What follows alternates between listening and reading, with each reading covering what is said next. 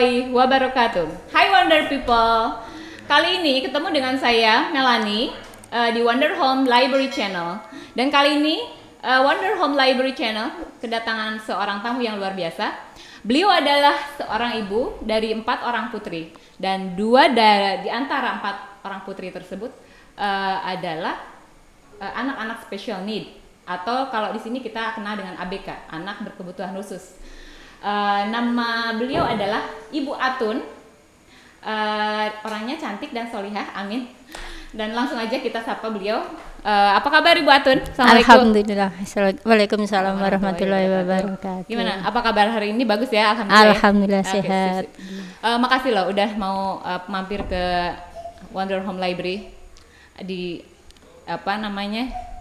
di tengah kesibukannya ya, aktivitas sehari-hari. Sibuk di rumah. Sibuk di rumah ya. Gimana? Ini kedatangannya ke sini kan mau share, kita pengen mendengar sharing beliau bagaimana beliau mengasuh, bagaimana berinteraksi dengan anak-anak beliau, baik yang berkebutuhan khusus maupun yang anak-anak biasa pada umumnya. Langsung aja kita tanya ya. Gini Bu, bagaimana rasanya ketika mengetahui pertama kali, nah itu saya penasaran sekali. Bagaimana pertama kali mengetahui bahwa anaknya itu adalah anak berkebutuhan khusus gitu.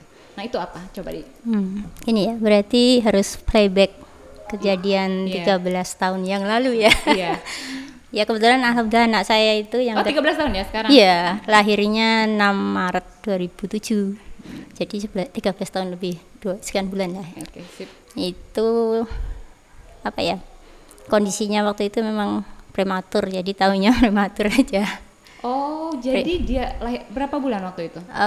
Sekitar 30-31 minggu. Oh, 31 minggu. Berapa? Minggu, iya. Iya, 31 minggu. Belum ada 8 bulan, jadi 7 jadi belum ada 8, jadi 7. Dari situ? Iya, itu terus kondisinya lahirnya BBLR, jadi cuma 2 kilo kan BBLR, jadi berat badannya rendah gitu. Oh, BBLR itu artinya itu? Berat badan rendah. Berat badan rendah. BBLR berat badan rendah itu, terus berat badan lahir rendah. Nah, BLR-nya ketinggalan. Makanya kayaknya Terus yang ketiga itu masalahnya tidak menangis. Oh. Jadi normalnya memang harus menangis. Jadi begitu keluar itu langsung cenger, nangis kenceng-kencengnya. Nah, itu anak saya enggak. Dan kondisinya saya lihat waktu itu saya masih alhamdulillah sadar ya, karena lahirnya normal. Itu dan cepet di rumah sakit, cuman setengah jam langsung lahir. Oh, cepet keluar. Iya, dari rumah jam 12, setengah 2 lebih 10 menit langsung keluar. Pada perjalanan rumah ke rumah sakit sekitar 20 menit. Oh, Masya Allah. Untung nggak lahir di taksi ya. Alhamdulillah ya. Berarti ada alhamdulillah lah. Iya, alhamdulillah. Jadi saya waktu itu lihat kondisinya biru itu ya, abu-abu biru deh, nggak harusnya kan bayi normal itu kan lahir merah ya, itu biru. Saya cuma mikir ini nggak nangis kok kelihatan kan kalau tenaga medisnya ada masalah itu kan mereka agak gugup gimana gitu lah. Ini gugup juga? Wah, lari. Jadi buat kita panik ya? Enggak juga saya. Kenapa ya anak saya aja gitu kan. Terus kok nggak nangis? Kenapa Bu kok nggak nangis? Ya kebakaran nangis. Kayaknya udah diapa-apain gitu lah. Udah langsung gitu oleh dokternya gitu kan. Terus nah itu baru situ tanya, ini anak saya lahir hidup apa enggak? Lahir ini hidup apa enggak gitu. Terus berlangsung berapa lama itu? Apanya? Anaknya tidak menangis itu? Ya saya nggak tahu. Habis itu sampai selama 5 hari, 3 hari, hampir malah 5 hari, 3 hari lalu ya tuh. Anak saya kan biasanya kalau udah lahir berapa jam kemudian kan inisiasi dini, betul. Menyusui inisiasi dini itu kok enggak gitu. Saya nanya, Bu itu bayinya masih di ruang khusus gitu kan. Terus saya nanya lagi tiap hari itu, karena ASI-nya kan udah keluar terus ya. Ya udah ASI-nya diambil aja gitu kan. Udah. Hari ke berapa itu kok anak saya nggak datang kenapa? Saya nanya terus perawatnya itu, terus ya Bu, saya maksa. Biasanya kan nggak boleh harusnya. Betul. Ternyata anak saya dirawat di bukan NICU ya, semi NICU gitu. Jadi masukkan inkubator karena itu BBLR prematur, jadi memang harus ada perlakuan khusus gitu. Tapi alhamdulillah jantung dan sebagainya normal. Jadi cuma ditaruh di inkubator tapi tanpa selang macam-macam kecuali selang nafas karena memang agak sesek gitu. Oh gitu. Iya. Nah, tahunya setelah berapa lama itu? Berapa hari itu? Bahwa 3 hari. 3 hari kemudian baru tahu kalau apa special need-nya apa ya? Oh belum itu. Oh belum. Jadi 3 tahun itu baru tahu kalau anak saya itu ditaruhnya di box Di khusus. inkubator gitu. Oh itu 3 hari baru tahu. Itu aja nggak boleh megang Bu. Terus habis itu saya nggak tahu, terus akhirnya 19 hari di ruangan itu saya nungguin di rumah sakit 19 hari. Alhamdulillah di PKU itu ada ruangan khusus namanya TPI, tempat penitipan ibu. Jadi untuk anak-anak orang tua ibu yang bayinya itu bermasalah di NICU atau apa itu bisa tidur di situ 24 jam gratis. Jadi cuman makan sendiri gitu. Jadi tanpa dipungut biaya rawat inap gitu. Jadi itu memudahkan juga untuk merawat bayinya yang butuh ASI sewaktu-waktu ya, karena kan dirawat intensif. Hanya untuk ibunya tapi ya? Iya, anaknya kan di ruang ICU, NICU. Yang lain maksudnya kayak bapaknya? Oh nggak boleh. Iya, ibunya ya? Iya, jadi nanti sewaktu-waktu tengah malam anaknya pengen nenek gitu, jadi siap ya? Di situ. Berarti ya. 19 hari di rumah sakit ya? Iya, itu pulangnya aja. Pulangnya? Itu belum tahu juga pas pulang? Belum, itu aja APS, atas permintaan sendiri. Oh pulangnya maksa gitu ya? Iya, karena kelamaan kan kasihan kakaknya. Oh di rumah nggak ada yang ini ya? Iya, dititipkan budenya kan kelamaan. Dibolehin gitu? Ya dengan banyak syarat karena dianggap mampu ya boleh. Pada waktu itu belum bisa minum. Si bayinya? Iya, karena memang ternyata daya hisapnya rendah jadi belum bisa nenen. Harus suapin? Oh, mending suapin nggak bisa, disuapin malah tersedak. Jadi pakai sonde, pakai selang ke hidung gitu. Jadi minumnya sedikit-sedikit pakai suntikan itu dari mulai 1 mili, 1 mili. Setiap 10 menit gitu 1 mili sampai 50 mili per berapa menit ya waktu itu Pak. Tapi boleh pulang ya? Ya, setiap seminggu sekali ganti selangnya ke rumah sakit. Oh berarti Bu Atun itu di rumah berarti memberikan minumnya seperti itu? Iya. Dibawa di suntikan itu. Di training dulu ya di sana. Iya. Soalnya nanti kalau kebanyakan anaknya tersedak malah bahaya. Bahaya betul. Karena daya hisapnya belum ada. Rendah sangat lemah gitu loh. Nah ini jadinya setelah berapa lama ini ketahuannya? 2 bulan. 2 bulan baru ketahuan. Itu yang mengetahui pertama kali siapa? Bu Atunnya apa dokternya? Kalau dokternya dari awal saya udah tahu, mungkin udah tahu dan suami dikasih tahu tapi nggak bilang saya. Jenengan sendiri tahunya setelah itu 2 bulan. Dari siapa? Dari waktu itu kita terapi ke Gaki, namanya Balai Gaki Magelang. Nah di sana kan mau daftar itu kan misi banyak itu biodata itu tuh. Dan banyak sekali pertanyaan kok rada aneh-aneh kalau menurut saya dibanding kakaknya dulu. Nah saya nanya sama mbaknya perawat, Mbak ini emang ada apa anak saya, kenapa pertanyaan aneh kayak gini gitu. Oh ibu jadi belum tahu, emang kenapa?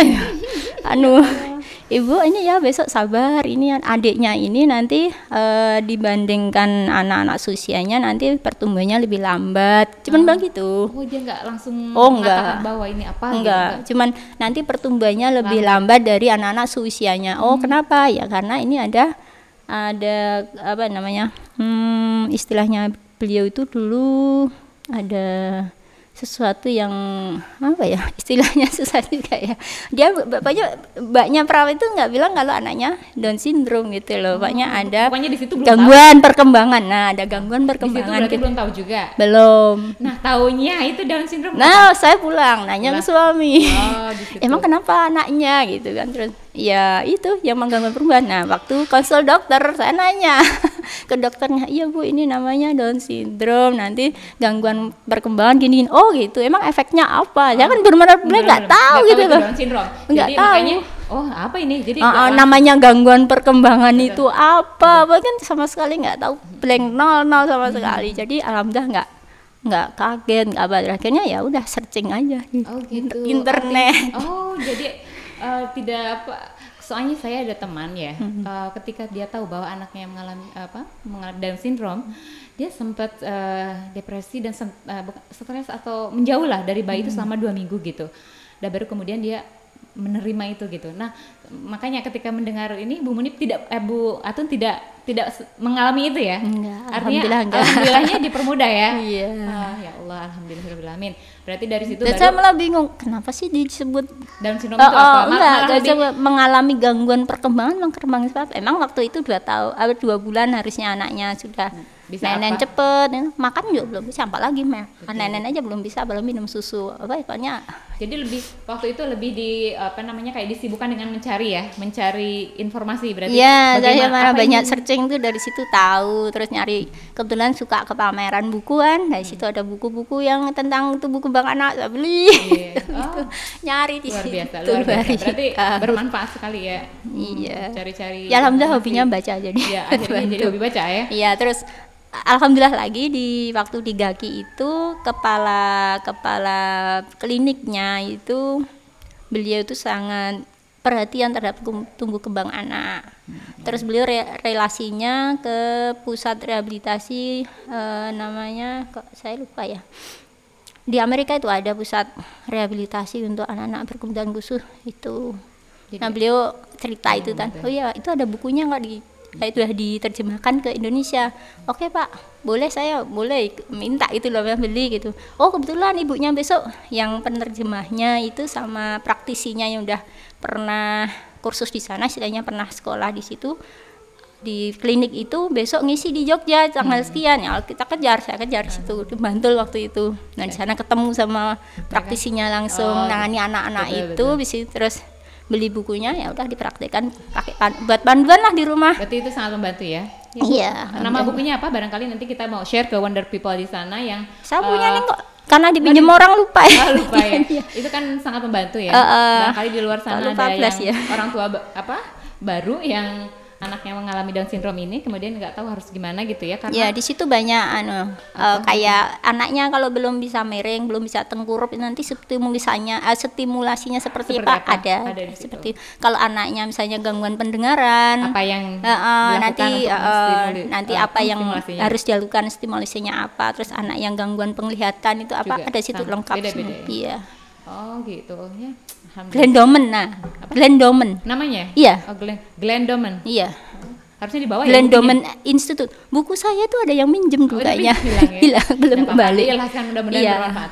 Nah, yang berikutnya adalah yang kedua. Ini anak yang berapa tadi? Yang pertama? Itu yang kedua. Yang kedua. Nah, yang berikutnya, putri yang berikutnya itu yang Down syndrome juga ya, kalau nggak salah sama ya. Yang itu keempat ya. Bonusnya double. Nah ini bonusnya double, bener, alhamdulillah harus disyukuri ya. Ini apa? Pertama tahu bahwa dia Down syndrome itu bagaimana perasaannya kalau yang kedua Down syndrome ini? Itu malah alhamdulillah sama dokternya dikasih tahu pas mau pulang dari hari ketiga, ya karena alhamdulillah pulangnya cepet-cepet ya karena normal semua, dan itu walaupun PPLR tapi alhamdulillah sehat, semuanya sehat. Karena begitu lahir nangisnya kenceng banget, malah menemui rumah sakit. Nah itu terus geraknya juga masya Allah itu. Dari sisi apa? Secara fisikal lebih bagus. Lebih bagus itu. Ya cuman berat memang karena saya kalau pas hamil itu susah makan. Dari situ aja. Masalahnya di situ. Iya. Tapi alhamdulillah ya, berarti artinya dalam menerimanya tidak sulit ya? Tidak ya malah iya sebenarnya kalau dari anak yang Down syndrome pertama itu kalau dikasih tahu dari awal malah saya bisa prepare dari awal. Maksudnya apa yang harus saya lakukan? Iya, itu gitu. Cuman karena kata suami takut nanti kalau dikasih tahu anaknya belum bisa nenen malah pikirannya kemana-mana. Nanti malah asinya terganggu gitu. Betul. Saya jawabnya kalau saya beda. Nggak tahu sih kalau beda ya. Harusnya dari awal bilang saya itu beda. Oke, itu alhamdulillah ya. Nah selanjutnya ini kan memiliki 4 putri ya. Yang 2 putri itu normal ya semuanya ya. Artinya seperti anak-anak pada umumnya. Nah ini dalam proses pengasuhannya ada perbedaan atau sama saja? Kalau secara teori pendidikan atau parenting itu harusnya sama. Harusnya sama. Tapi prakteknya itu memang nggak bisa sama. Nggak bisa sama ya. Memperlakukan mereka senormal mungkin maksudnya ya. Iya, tapi kan soalnya dari segi emosi saja udah beda. Kalau anak-anak Down syndrome itu memang cenderung emosinya labil ya, nggak stabil ya. Jadi memang harus benar-benar meraba emosinya mau arahnya kemana. Berarti modal utama adalah sabar. Ya, stok kesabarannya harus seluas lautan. Amin, amin.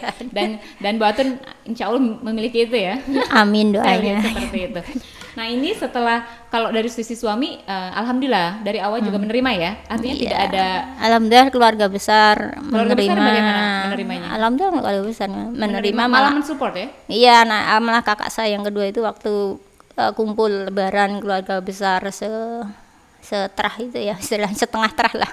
Itu ngumpul, anakmu gini aku yang biar itu sopo karo sopo dieling-eling. Wah, saya itu, nah itulah malah justru itu karena yang ngomong itu masih saudara. Nah itulah dulu pernah agak gimana gitu, sedih rasanya diomongin gitu. Itu artinya apa itu? Maaf saya. Oh iya, itu Saya nggak ngerti saya. kamu punya anak seperti itu, dosamu sama kamu punya dosa sama siapa, diinget-inget minta tolong kayak gitu-gitu. Oh, Terus gitu. kakak saya yang jawab itu, oh semua orang tuh punya dosa, nggak boleh ngomong gitu, nggak ada orang yang punya Nggak dosa. usah, Terus betul. dia langsung, wes nggak usah didengerin orang itu ngomong, wes kamu jalan-jalan saja. Alhamdulillah berarti ada yang membela ya. Sampai mensupport. sekarang kalau ada Mensupport ya. apa omongan nggak baik di keluarga, kakak saya yang Nah ini kan backup itu. dari alhamdulillah ya dari keluarga besar juga menerima. Nah kalau dari masyarakat persepsi mereka ketika ada anak ABK itu seperti apa? Nah itu yang sampai sekarang masih tantangan buat orang tua ABK dimanapun, dan ABK jenis apapun itu. Jadi di masyarakat kalau anak cacat yang jelas ya cacat fisik itu kelihatan gitu, tapi kalau anak-anak kayak anak kita yang Down syndrome itu dibilangin idiot lah, apa ya, kadang ada yang bilang kayak orang gila lah apalah gitulah ya. Nah itulah tantangan kita untuk sosialisasi ke masyarakat gitu. Jadi alhamdulillah sejak tahun 2008 atau 2009 ya di Jogja itu kan ada, kita ketemu sama sesama orang tua yang punya anak Down syndrome itu, terus bikin komunitas dulu namanya ADSI ya, Asosiasi Down Syndrome Jogja. Kemudian ada tamu dari Jakarta yang orang tua juga Down syndrome, terus ngajak kita untuk gabung ke namanya POTAT, Persatuan Orang Tua dengan Anak Down Syndrome. Jadi di Tidak situ, hanya anak yang di ini tapi orang tua juga iya, dilibatkan di situ ya. orang tua dengan anak Down syndrome. Oh ada orang tua. Iya, POTAT, Persatuan Orang Tua tua. dengan Anak Down syndrome. Oh dengan anak Down Itu syndrome. Orang tuanya? nasional. Oh, Iya. Oh itu ada di semua wilayah Indonesia. Sekarang ada 7 berapa ya? Jakarta, Bandung, Medan, Lampung, Surabaya, Semarang, terus Sepertinya ada di kota-kota besar aja ya. Artinya iya, belum baru. merambah ke daerah-daerah ya. Soalnya yaitu data pemerintah saja untuk anak-anak Down syndrome itu masih sangat minim sekali. Jadi kita bisanya lewat komunitas, Komunitas ya? terus Malah kita itu lewat yang- Facebook. Lewat Kadang, Facebook ya, iya. mensosialisasikan. Iya.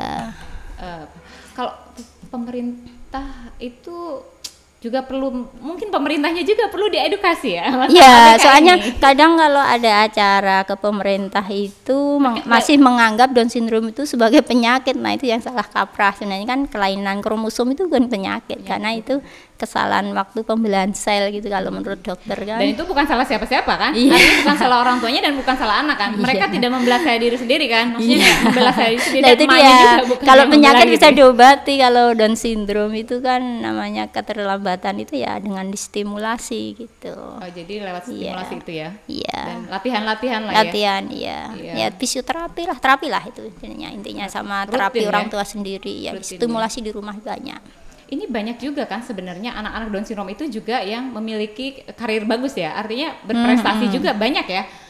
Nggak apa namanya, kalau di kota-kota besar sepertinya. Karena saya lihat itu di luar sana, di tempat-tempat tertentu, itu orang yang memiliki anak kebutuhan khusus itu cenderung disembunyikan. Ya kalau di Indonesia gitu. Saya itu melihat beberapa, itu disembunyikan karena itu adalah aib. Padahal menurut Bu Atun itu aib atau bukan? Bukan. Bukan ya? Anugerah lu. Betul. Anugerah biar latihan sabar. Sabar ya, melatih kesabaran ya. Iya. Insya Allah Bu Atun termasuk yang bersabar ya. Amin, semoga amin, ya sabar. Allah, Ya, memang harus stok sabarannya unlimited. Unlimited. Terus yang kedua harus selalu menjaga kewarasan agar tidak marah. Agar tidak marah. Karena kalau kan nggak nggak ada pengaruhnya ya? Kalau kita marah juga nggak ngaruh apa-apa sama anak. Ya toh, Bener tidak? di Maria Bangga sama aja mereka tetap happy aja. Happy aja kan gitu. Karena emang hidupnya itu tanpa masalah ya happy itu. Happy terus. Masa kita marah-marah mereka tetap happy gitu ya. Gitu. Berarti artinya memang anak-anak itu berarti bukan penyakit, dan cara mendidik atau mengasuh mereka itu banyak melakukan stimulasi ya. Iya, stimulasi Untuk sejak merangsang, dini. Jadi semakin dini semakin merangsang fisiknya, merangsang sel-sel dalam tubuhnya itu biar apa? Sarapnya ya, sarapnya ya, biar tumbuh. Sarap sama ototnya Dan latihan. untuk jalan, untuk bisa mandiri makan minum, untuk ngurus diri sendiri kan harus ototnya kuat toh, untuk ngangkat sendok itu kan. Oh itu juga itu benar-benar latihan tersendiri. Oh iya, dan ngatehnya itu nggak bisa sekali 2 kali ya. Bener. Ibaratnya anak normal dilatih 10 kali ya nyantol 7-8. Kalau anak Down syndrome bisa jadi 5-6 itu sudah luar biasa ya. Kalau anak-anak pada umumnya itu kan belajar akademik akademik, sosial, fisik, macam-macam itu kan dari early gitu, sejak dini gitu. Nah, kalau yang anak Down syndrome ini bagaimana? Itu apakah juga sama atau ada hal-hal yang bisa? Nyatanya banyak anak Down syndrome juga bisa baca tulis. Bisa cuman ya? memang terbatas ya. Iya. Dan mereka kan hanya lebih banyak melihat dan meniru. Jadi memang harus diperlihatkan. Keterampilan jadinya memang skill aja yang bisa di life skillnya ya yang harus dibangun. Ketika mereka sudah memiliki life skill, mereka bisa hidup mandiri itu udah luar biasa ya. Urusan akademik nantilah. Yang penting bisa ngitung uang kalau saya. Nah kalau udah bisa ngitungnya aman lah ya. Nggak mudah ditipu. Iya. Terus bisa baca tulis sebenarnya. Baca tulis ya. Iya. Ya itu yang sulit itu mengajarin baca tulis karena untuk meniru vokal aja kayak kita ngomong apa. Nah, makanya banyak yang anak Down syndrome itu kan yang jelas mesti keterlambatan bicara ada gitu. Tapi sampai sekarang gimana? Yang pertama itu? Ya itu kalau ngomong saja belum ya.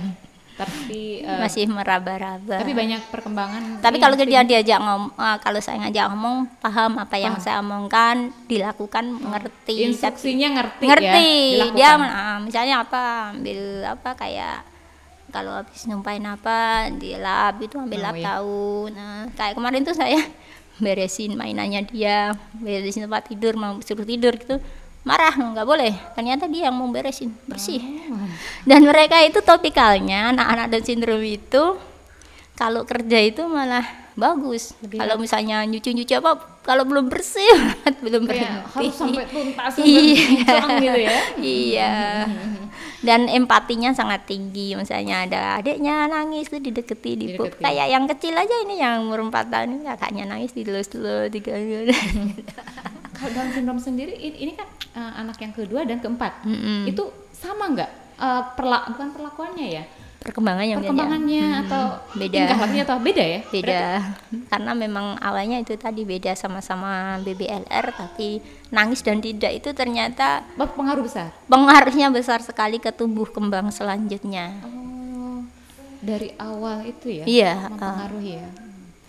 Terus yang keempat itu yang kecil tuh malah saya itu pernah malah agak bukan shock ya, temennya agak mikir jauh kenapa ya itu karena dulu umur 2 bulan atau 3 bulan waktu periksa ke Sarjito itu hasil beranya buruk. Hasil apa? Bera itu tes pendengaran. Oh. Jadi kan alhamdulillah karena mungkin sudah ada komunitas di Jakarta juga istilahnya volunteernya itu juga bisa pendekatan ke pemerintahnya bagus, kita bisa ikut ke acara-acara pemerintah itu sudah ada SOP kalau setiap bayi yang lahir itu harus ada screening lengkap. Itu tahun 2015-an kayaknya mulai berlaku itu di seluruh Indonesia. Jadi udah jadi kayak SK menteri atau apa itu ya. Nah, anak saya lahir 2016 screeningnya lengkap, TSH entah itu kelainan tiroid dicek. Kalau yang gede dulu kan nggak begitu. Cuman sama dokternya spesialis anak di PKU aja dia screening ini kok karena ada ciri-ciri kan sebenarnya dari lahir itu kan ada ciri-ciri anak ini kelainan Down syndrome apa enggak itu sudah tahu, bidan pun sudah tahu apa ciri-cirinya yang bisa yang jelas kelihatan mata sipit, hidungnya pesek, mata sipit hidung pesek, terus jarak alisnya itu nyatu gitu. Nyatu, terus jari tangan itu cenderung pendek dan besar. Pendek besar. Terus yang itu agak bengkok, ada yang bengkok apa enggak. Terus jari garis tangannya itu beda dengan anak normal. Cuman kadang ada yang cuman 2, harusnya kan 3 gini. Kayak gini. 3. Itu Itu 2 ya? 2. Belum pernah lihat tuh saya. Nanti coba saya cek. Ada yang 3. Terus kakinya juga beda, lebih spesifik, bulat, agak membulat gimana. Bulat ya? Terus jari-jarinya itu yang biasanya jarinya ini ya, jari kelingking ya, itu yang agak bengkok-bengkok gitu. Dan jari dari situ jadi tahu ya ilmu. Iya, semua. Terus kan waktu bayi lahir itu kan suruh napak tuh bayinya. Nah, itu juga katanya kelihatan, kata dokter sih yang tahu.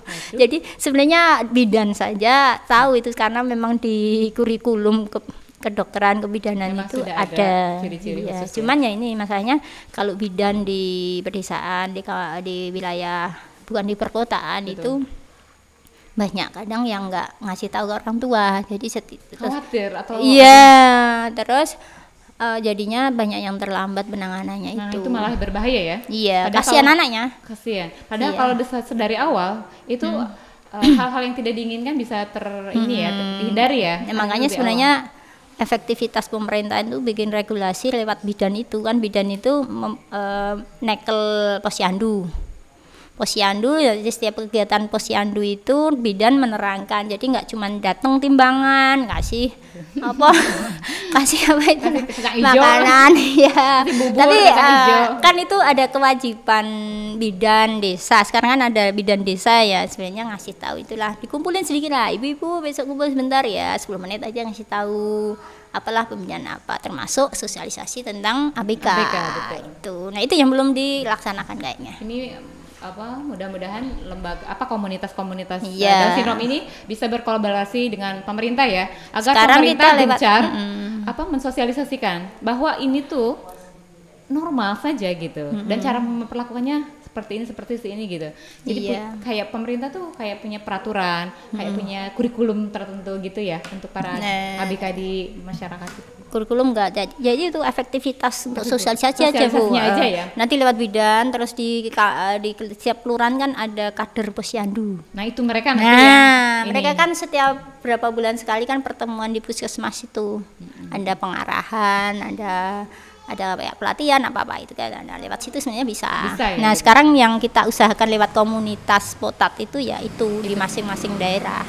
Terus yang di pusat pernah juga, kebetulan saya pernah mewakili ketua potatnya itu di hotel, di acara di Jogja sini dengan Mensesnek itu Kementerian Sekretaris Negara itu masalah untuk usulan undang-undang tentang itu disabilitas. Tapi ternyata apa yang dirumuskan di pusat itu malah terlambat, karena Jogja sudah dari 2014 sudah melaksanakan itu di pusat, baru digodok. Jadi alhamdulillah di Jogja juga terutama Kodia ya itu penerimaan lebih cepat terus pemerintahnya lebih gesit lah tuh. Iya, beruntung ya yang tinggal di Jogja ya. Makanya alhamdulillah kita di Jogja itu lumayan baik sama Jakarta itu daripada kota yang lain. Ya. Alhamdulillah. Ini satu lagi ya sebelum kita ini tutup. Memiliki anak yang berkebutuhan khusus itu bagaimana rasanya ketika berhadapan dengan orang tua yang lain yang tidak memiliki anak berkebutuhan khusus? Ada rasa minder atau apa enggak? Kalau saya biasa atau malah saja. Bangga gitu bahwa enggak juga biasa aja. Biasa atau aja. Dasarnya orangnya cuek. Cuek. Kalau saya apa sih? Namanya anaknya ya kan, cuman ya kadang yang nggak bisa prepare itu kalau di tempat umum karena itu emosinya yang stabil, nggak bisa dikendalikan. Jadi kadang lah itu dah diuji kesabarannya. Nah ini rasa biasa dan cueknya itu apa yang mendasarinya? Kenapa bisa cuek atau biasa? Atau karena kesadaran bahwa ini adalah anugerah Tuhan yang harus, atau karena baca literasi bahwa ini adalah bukan penyakit dan sebagainya? Ya mungkin karena udah terdidik dengan literasi sama di komunitas kan ada cerita. Terus ada yang kebetulan ada yang Bu Kiki itu ketuanya itu kan dari Australia, di sana penanganannya Down syndrome kayak apa, itu kan kita jadi dapat pencerahan lah apa yang harus dilakukan. Berarti itu support dari bagus, support dari sesama, support dari komunitas itu sangat mendukung itu. Berarti Jadi itu ya yang iya, membuat kita percaya diri, membuat kita Iya, secure gitu. iya. Berarti memang betul-betul Justru bermanfaat kalau itu. pas terapi ketemu anak yang kira Down syndrome, oh, udah ikut putat dulu, saya ajakin mas. Iya, saling bertukar Iya, informasi begitu gitu. kita Nah, istilahnya ini kan ya. banyak sebenarnya di luar sana yang belum mengetahui itu ya. Oh iya, Literasinya nggak tahu, belum tahu, terus kemudian belum tahu ada komunitas-komunitas seperti ini. Makanya tugas-tugas dari para pengurus atau dari ibu-ibu di komunitas ini untuk mensosialisasikan ke ke masyarakat luas ya sebenarnya, untuk biar mereka tahu bahwa ada loh, kita loh di sini, kita bersama-sama lah mendidik anak-anak spesial ini gitu ya. Iya, mudah. Coba terakhir kata-kata apa yang mau disampaikan kepada masyarakat umum tentang ABK ini, biar di luar sana itu menerima anak kebutuhan khusus ini dengan tangan terbuka. Layaknya mereka menerima anak-anak lain yang bukan normal, ya anak-anak pada umumnya gitu. Ya, anak ABK itu jenis apapun itu tetap anak-anak kita itu. Jadi mereka dari ciptakan Allah itu punya dasar kecerdasannya masing-masing. Jadi Sebentar. ABK itu kan berarti anak berkebutuhan khusus itu semua. kan semua ya? Iya. Seperti apa aja? Mereka punya potensi sendiri-sendiri. Apa Down syndrome, autis, apa Iya, lagi? autis, tunadaksa, tunarungu, macam-macam itu. Iya, termasuk anak-anak yang tidak masuk itu, anak CP, cerebral palsy dengan kelainan otak, saraf otak itu, terus ada autis, ada ADHD, ada ADD itu. Oh, itu banyak ya Itu ternyata. iya. Nah, itu yang kurang tersosialisakan di masyarakat. Iya. Mereka melihat anaknya begini ya sudah gitu, kayak tidak melakukan Iya, apa-apa karena nggak tahu. dianggapnya mereka anak-anak Nakal, iya, anak dia dulu yang- dipinggirkan lah istilahnya setelah itu. Mereka kan apa sih? Nah, Ya itu. tugas Bu Atun lah dan kawan-kawan ya. Mudah-mudahan Iya, kedepannya semoga lancar. seperti itu ya. Oke, silakan maaf dipotong J- dilanjutkan. Jadi anak-anak ABK jenis apapun itu anak-anak kita juga, itu ciptaan Allah dengan segala potensi dan kekurangan, tapi mereka adalah anak-anak istimewa anugerah dari Allah gitu. Amin. Amin. Mudah-mudahan pendengar atau wonder people di luar sana yang memiliki anak yang berkebutuhan khusus punya komunitas yang sama seperti Bu Atun ya, itu akan sangat membantu untuk menguatkan dan lebih percaya diri, tidak minder atau apa seperti itu. Oke, kita beri acungan jempol lah, apresiasi lah buat Bu Atun ini. Mudah-mudahan kedepannya tambah lancar, anak-anaknya juga menjadi anak-anak yang solihah, terus kemudian perkembangannya cepat seperti layaknya anak-anak pada umumnya. Dan terima kasih Bu Atun sudah mau datang ke Wonder Home Sama-sama. Library Channel. Semoga dengan ini bisa untuk Amin. sebagai media sosialisasi. Amin. Mudah-mudahan Insya Allah berkah. Oh, boleh nambah satu lagi? Oh, boleh. Oh ya, di Jogja itu kan ada Potat Jogja ya, itu bisa dilihat di Facebooknya Potat Jogja. Nanti di situ ada ketekan Potat aja, nanti ada Potat Jakarta, Potat ada Indonesia, ya? Medan, itu masing-masing kegiatan setiap wilayah ada di situ di Facebook biasanya. Sekarang kita baru di Facebook ya, kayaknya di Instagram masih sedikit ya. Masih Tuh, sedikit terus ya. yang kedua, Jogja itu kan Potat tuh ada setelah ATSI ya, asosiasi tadi. Nah, ATSI itu sekarang melebur dini, kita berkomitmen karena dulu itu yang menginisiatornya 8 orang itu kita bentuk yayasan YIDSI namanya, Yayasan Indonesia Down Syndrome Insani namanya. Insya Allah itu untuk mewadahi anak-anak Down Syndrome khususnya di Jogja yang sudah lulus dari pendidikan formal SMA. Di situ kita arahnya besok skill. Jadi mereka bisa mandiri secara ekonomi itu. Tapi yo ini baru mulai dirintis, jadi nanti timik-timik ya, mohon dukungan semuanya pemirsa nanti bisa berkontribusi di situ. Amin. Oke, Wonder People, bagi Anda di luar sana yang butuh informasi tentang Down syndrome atau tentang POTAS dan sebagainya, bisa hubungi kita langsung ya. Di Wonder Home Library Channel, atau langsung aja ketik POTAS gitu. Nanti ada pilihannya POTAS Jogja, Jakarta dan sebagainya di bisa di Facebook atau juga bisa di internet di Google gitu. Oke, kita tutup dulu. Terima kasih banyak. Mudah-mudahan sharingnya bermanfaat dan Allah memudahkan semua urusannya. Oke, kita tutup dengan baca alhamdulillahirabbil alamin.